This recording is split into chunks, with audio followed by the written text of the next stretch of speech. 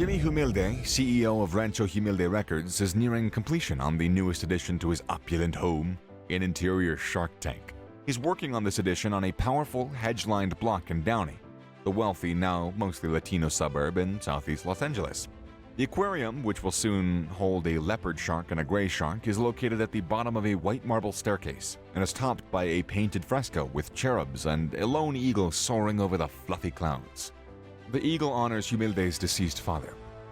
Before we move on, please like, share, subscribe to our channel, and also don't forget to hit that bell icon to get notified when we add new videos in the future.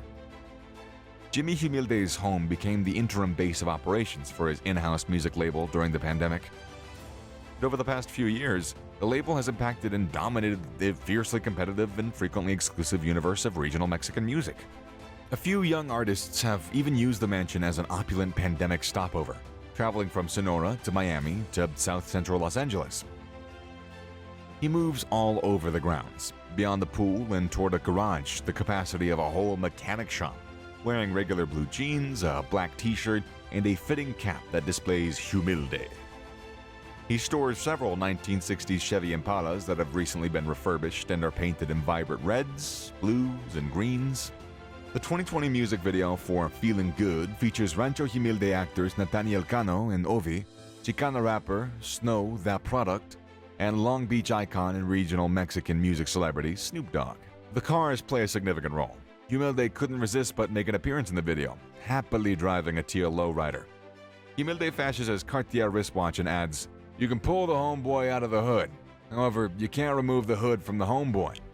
Rancho Humilde, a collective of more than 80 artists, was created in 2011 by his buddies Jose J.B. Becerra and Rocky Venegas to advance the regional Mexican music culture for a newer, more multicultural audience. The label supports musicians whose roots can be heard in the rhythms and techniques of their beloved American rappers and the gritty folk ballads known as Corridos, which depict the lives and experiences of hustlers, immigrants, and everyday people fighting for survival. The ultimate product is called Corridos tumbados, or trap corridos. Humilde described it as a new generation of hip-hop. This genre entered and altered the sound of Mexico.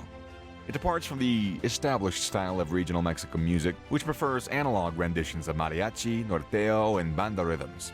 The trap-infused corridos on Rancho Humilde resonate well with youthful city people after well-known bands like Los Tigres del Norte and Los Tuscanes de Tijuana popularized corridos by narrating grand desert stories about true kingpins and traffickers, known as narco corridos. As a result of the streetwise corridos on their CDs, Cano Fuerza Regida and Junior H have recently outperformed numerous established bands on the regional Mexican Billboard charts. Humilde claims that the LA feel is our magic ingredient. Rancho Humilde's success is intimately connected to the greater growth trend in local Mexican music. Regional Mexican music's presence among the top 100 artists on YouTube's increased by 30% in 2020, as shown in 2021 Chartmetric analysis. The same year, Spotify and Apple Music claimed increases in regional Mexican songs streaming of 30% and 1.8 billion respectively.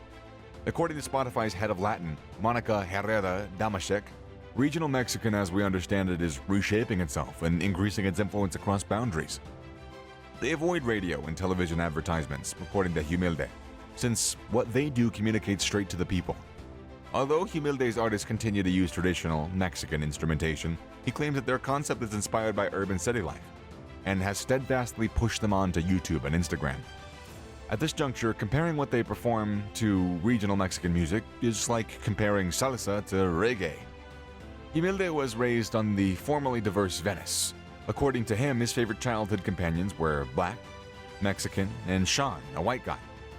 To join a corrido band one day, he got a start at multiple instruments. But he was terrible at all of them. He fell in love with the entire corrido trend when he first listened to Chelino Sanchez at 14, much as he did with NWA. However, Spanish music wasn't popular at the time. Everybody enjoyed house and rap music. In the 1990s, Humilde quit school to continue focusing on the Flyer Party Tour. More than any other area of study he'd learned at school, he immersed himself in the nightlife of Los Angeles there. Whether it was a hip-hop block party or a warehouse rave, Humilde supported it. He developed relationships with the city's Mexican-American community, who at the time loved dancing to banda music.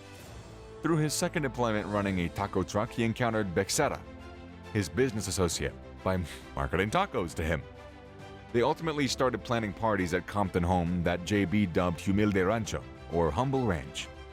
Jimmy Humilde was his name at that point, and so it remained. Humilde started scheduling performances for budding corrido artists like Comando Negro and Los Hijos de Barron. And in between performances, they would play West Coast hip-hop and reggae. Humilde quickly moved beyond arranging performers to guiding and promoting them. Shortly afterward, though, young corrido artists like Eslabon Armado and the late Ariel Camacho would be signed by burgeoning independent label DEL. In contrast, Universal would sign Hijos de Barron and Comando Negro, respectively. He said rival labels would swoop in and sign them after investing in advancing musicians' careers. He had little experience managing a label, but he was sick of losing clients. Rancho Humilde Records was established in 2011. He cited legendary hip-hop triumphs like Death Row and Bad Boy Records as the models for his company, and he admired people like Puff Daddy, Dr. Dre, and Humilde's initial signings reflected Southern California's thriving pot scene. The Orange County band Legado 7 is credited with coining the term Corridos Verdes, or Green Corridos. When Humilde revealed that marijuana was about to become authorized or legalized in California, they decided to target the stoner community. He also gambled on Arsenal Efectivo, a group led by Francisco Rodriguez, who began referring to his trapping as trap corridos music. He was imprisoned for smuggling illicit firearms into Mexico. Albums from both artists reached platinum status by 2020. Natanael Cano, 19, is the label's most well-known artist. The slender singer-guitarist from the Mexican town of Hermosillo in Sonora has amassed massive streams on Spotify and YouTube. Relatively new for any Rancho Humilde act, Cano's 2019 album Corridos Tumbados started on the Billboard 200 chart at number 166 and is still at the peak of the regional Mexican albums chart 80 weeks later. According to Nielsen Music, Cano was the third most listened to Latin musician in the US by the summer of 2020, trailing reggaeton titans Bad Bunny and Ozuna. According to Humilde, who contracted Cano after seeing him play guitar on Instagram, Nata purchased a home for his mom and a vehicle for his father with his first sizable income. Then he purchased the GTR. Calling from within his Nissan GTR sports car, Cano is a quiet man outside of the lyrics in his songs, which describe erratic teen relationships and his aspirations to become a famous musician. The reggaeton rising star Bad Bunny made an Instagram appearance in 2019, gulping down tequila and singing Cano's Soy el Diablo, or I Am the Devil, into his phone. This was Cano's big breakthrough. To complement Cano's stubbly acoustic guitar playing, Bad Bunny adopted a norteo cadence for the remix the two created. Among the few newcomers, Humilde has screened and given the go-ahead to collaborate with Bad Bunny's label. Humilde claimed that he declined a lot of requests. He continued some other reggaeton musicians, and they wanted to collaborate with them. But he felt that his song was demeaning to women. He wouldn't publish anything disrespectful to women because his mom would kick him in the nuts. Rancho Humilde's initial female artist was an 18-year-old by the name of Yvonne Galas, who Humilde contracted in the early 2020. Galas, born in Ciudad Obregón, Sonora, moved to the U.S. with her older sister after their mother passed away from leukemia when they were just teenagers. Golpes de la Vida, or Hits of Life, which Galas co-wrote with Cano, describes a transformation from a timid tomboy in Sonora to a confident young woman who resides in Los Angeles. In the tradition of bold Long Beach banda star Jenny Rivera and homosexual ranchera singer Chavela Vargas, Galas attempts to alter the genre and the surrounding community. She considers that having an open mindset to new ways of living, new sounds, or anything else is necessary for becoming a competent artist in today's society. Rancho Humilde has amassed a large following recently, but it's also drawn some criticism from the local Mexican society. Pepe Aguiar, a famous regional Mexican musician and the son of mariachi legend Antonio Aguiar, lamented the departure of the music from tradition and branded modern music as substandard and having no value in a YouTube review. Finally, Humilde, a lifelong entrepreneur, won't be content with holding the position of CEO of the record business. His highly anticipated endeavors include a Diddy-style comeback to producing his music, beginning with his most recent single, Desde Abajo, a screenplay for a film in which Ortiz will play the lead role, and Closer to Home, a summer camp for the neighborhood children that's gonna run out of an office he bought in downtown Los Angeles. He claims to have invested $1 million in the area to provide chances for children. He concluded by saying that Los Angeles is his home, and he wants it to reflect his culture. And that's gonna be it for today.